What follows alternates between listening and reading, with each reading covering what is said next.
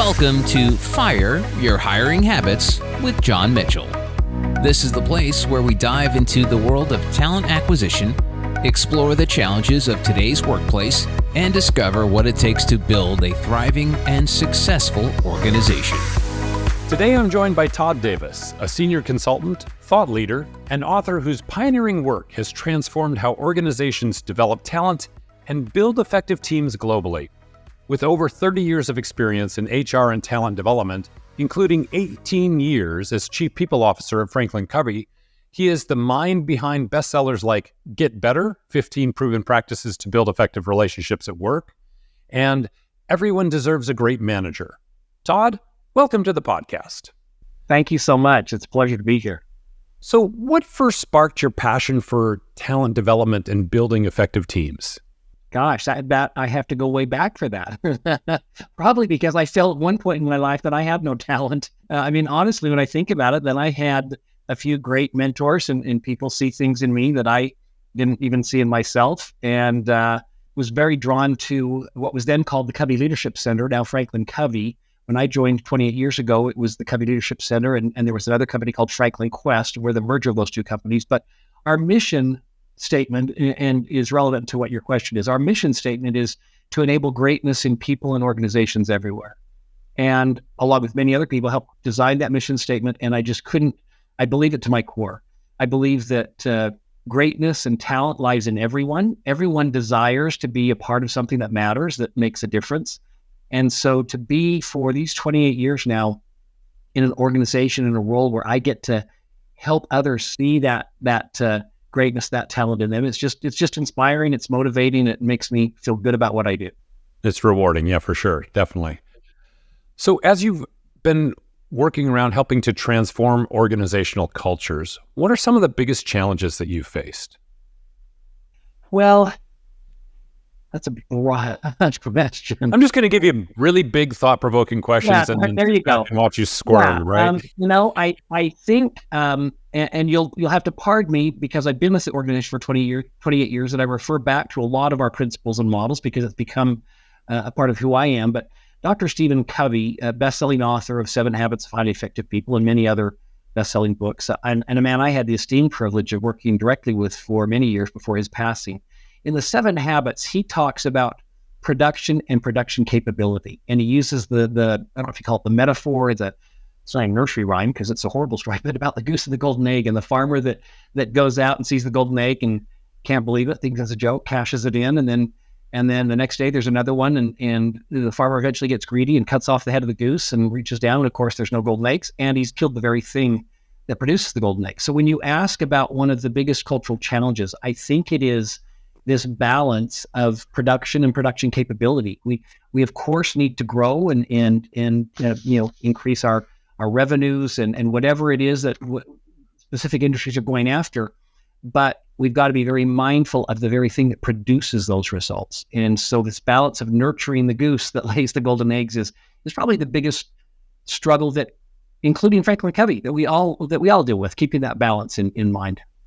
Yeah, and the goose, of course, being largely the people and the culture that we're working in. Right? Yeah, being 100% the talent, the very things that produce. Yes, I could make that link here. So if I'm wondering, okay, now he's a farmer or what's the deal? Yeah, the goose being the talent that produces the golden egg, and we've got to invest wisely in that on an ongoing basis, making sure they're valued, that they're doing meaningful work, that they're working in an environment of trust. And all of those things go hand in hand with then their level of engagement and their productivity and what they end up producing.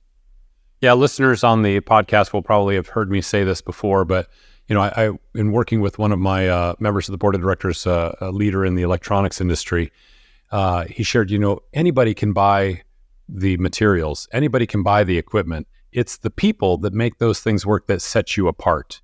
And so it's really paying attention to that. Very true. And I would just add on to that you can even buy the people for a short period of time.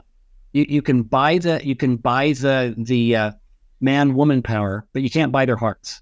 Their hearts come when you're investing in them, when they know that you are they're valued, that you care about them, that you want to make sure they're feeling rewarded with the kind of work they do. Yeah. So are there a set of core principles that guide your work in optimizing human potential in the workplace? You're going to continue with the broad questions. Well, They get easier as I go on. Oh, good. That's good. As we fatigue, we throw up softballs. Yeah. I would say, and again, 7 Habits and FranklinCovey has been my life for almost 30 years. When I think through, and we have many world-class solutions that we use to help leaders create their impact journeys, their learning and development teams create their impact journeys. But I'm going to refer specifically to the 7 Habits, and well, this isn't a podcast to review the 7 Habits. The principles come from there. So I would say when I think of through the 7 Habits, and I realize many listeners may not be familiar with it, but habit 5 is to seek first to understand, then to be understood. And the principle behind that is do we listen with the intent to reply, which is human nature, and most of us do, or do we listen truly with the intent to understand? And so I believe all great leadership, I know, quite frankly, all great leadership begins with empathy. We begin with that natural curiosity to really understand another human being. And I don't mean to wax too philosophical here, but I think the principles behind bringing out or helping others to really shine and show their greatness and bring their best selves to work and to life starts with humanity and with really understanding them.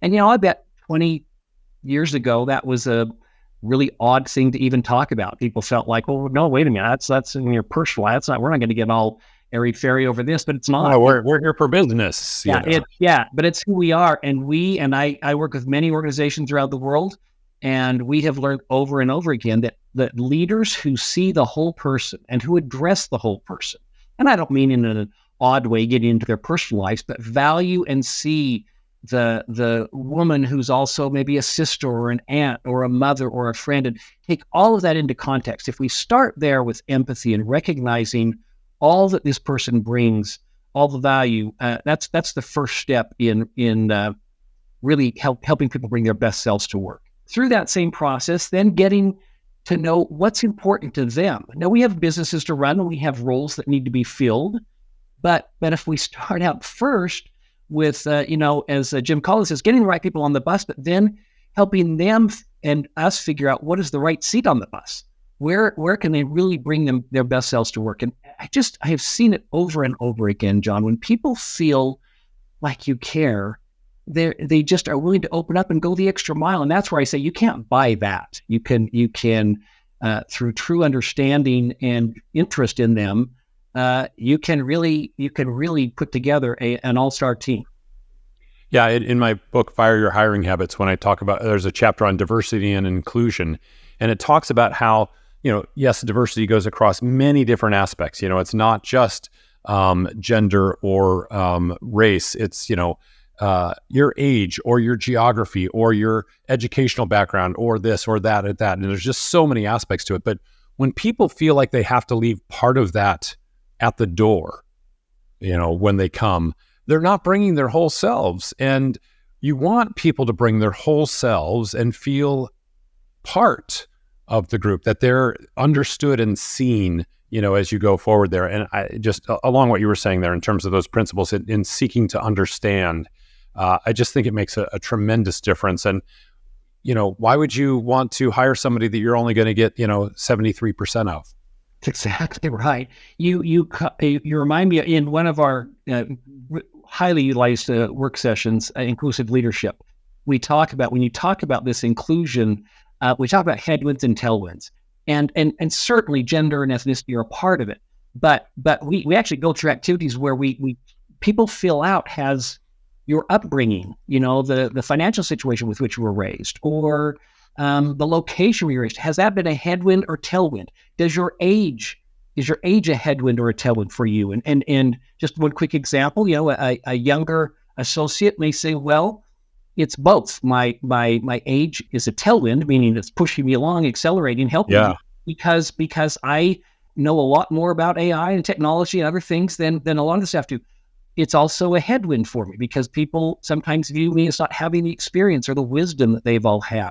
But yeah, it's really important when we're thinking about people, back to the point of understanding them, what are and what have been the headwinds and tailwinds in their lives. and showing a real interest and respect for that. All right, I'm going to shift gears just slightly here. So managers often get a bad rap these days. So what motivated you to write Everyone Deserves a Great Manager? Yeah, thank you for asking. So there were three of us that wrote the book: Scott Miller, Victoria Rusolson, and myself. We've been friends for a long time, worked at FranklinCovey, and we've all been in senior leadership positions. And we realized that there were, as we interviewed thousands of leaders, quite frankly, around the world, the great leaders, the good leaders, the mediocre leaders, that there were some foundational things that the really great leaders were doing. I mean, they do many things, many more than six. But there were six foundational things. The full title of the book is Everyone Deserves a Great Manager, the 6 Critical Practices for Leading a Team. So it started out as a book for new managers. Well, most of us, in fact, I use a little story when I'm not doing keynoting on this book, that imagine you're on an airplane and as it's taking off, you're tired, you buckle the seatbelt and you close your eyes, and all of a sudden you hear the voice over the intercom say, thanks for flying with us. My name's Todd, and I'll be your pilot. Now, I don't actually have any pilot training, but I have a strong interest in flying planes. So just sit back, relax, and we'll figure it out as we go, and welcome to Good Luck Airlines. And of course, what would we all be thinking during that? And it's a gross exaggeration, but Harvard Business Review showed that most leaders are put into their first leadership role at around age 30. And most leaders don't receive any kind of training until age 42. So that's basically, 12 years of welcome to good luck leadership, and certainly less scary and dramatic. But we can all relate, I think, being led by a leader, good person, but who clearly has some gaps in her or his leadership skills. Or maybe we've been in that position. I certainly have, where I was, did a decent job as an individual contributor and had those gaps. And so that was the inspiration to say, look, let's put together a manual of these 6 foundational things. But here was the thing, John, as we were diving into it, it took about 3 years. We realized the three of us who had been in senior leadership positions for a long time, we were lacking in some of those very same areas, thinking like, gosh, we know this. Why aren't we doing it? So well, that was the long answer to your short question, but that was the impetus for No, that's great.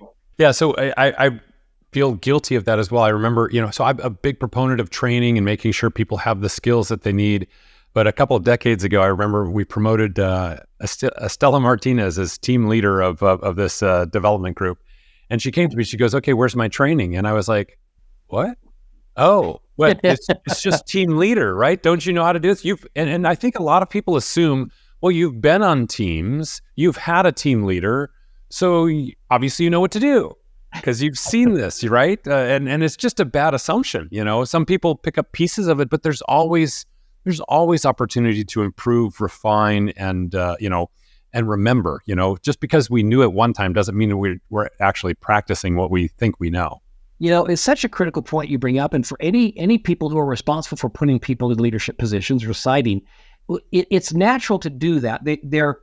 Many of them become obvious choices because they did so well as an individual contributor, and part of that was their emotional intelligence and their judgment. And so we do, just like your example, we think, well, yeah, go in there. And one of the reasons I am excited about you being in this leadership role is you tend to figure things out. You just use really good judgment, and that's not a bad thing. But boy, are we setting people up to maybe not succeed as quickly as they could if we don't give them the toolkit, or something, some kind of guidance. So, how does strong team cohesion and connection drive better business outcomes? Oh, wow. Well, I'll refer back to this, our work session, Inclusive Leadership. We can be that inclusive leader, and we can make sure we're very mindful of all of the differences and the wonderful differences that people bring to the team. But if we're the only one doing that, if the team isn't on board with that, if we're not doing things to help everyone on the team see the value of that, well, then we're not going to have that. It goes back to what you were saying a minute ago. I've got to feel safe, not just safe, but I've got to feel excited to bring my whole self to work and walk through the door.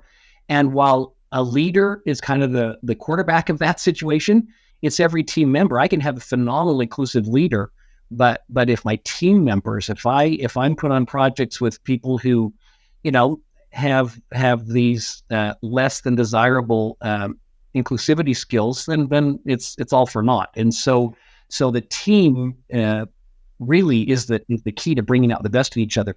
We often say here at FranklinCovey that leadership is a choice, not a position. That was one of Dr. Covey's famous quotes, and it's really true. Like, you may have the formal leader, but everyone on the team can be a leader with what the behaviors, the inclusivity, the curiosity, all of these great traits that they're modeling themselves. Yeah, I've always appreciated that sentiment that you don't have to be assigned a leadership position to be a leader. And I think that's so important because, at a bare minimum, you're the leader of yourself and your activities. But then by example, you find other people following you. And likely that's how some of these people get chosen for leadership positions as well, as being the ad hoc leader or taking, responsibility and caring and exhibiting passion for the program or the project that they're working on. It's so true. I'm thinking back to, in part of my chief people officer role, I was, of course, over the recruitment at the talent. We have a great director of recruitment and a recruitment team, but I would meet with these people. I was, making sure that in the orientation we were meeting the right people. Yes, it was the people in certain titles, but there were also, as many people call the movers and shakers. I want you to meet this person. These are the real movers and shakers of this team. And they weren't necessarily always the leader, but they were the person who people looked to and who really expanded, as we call, their circle of influence and made a big difference. And so just to your point. And then yes, if those people are interested in a leadership role, that's a great notch on their belt to be considered. If you're not in a formal leadership position, one of the things that I've mentored and talked to people about is, really everybody there's problems in every organization. They're usually pretty easy to spot because you only have to listen a little bit and everybody's talking about them. But instead of just talking about them, my suggestion was make sure you're doing your work, what you're assigned to do. But then when you hear these problems, if you have an idea, bring a solution. And I shared this with one young man who was he was just an apprentice over the summer, doing an internship. And by the end of the internship, he had kept bringing solutions, and he ended up reporting to the CEO of the organization, because when they're like, hey, who should we get on this project team?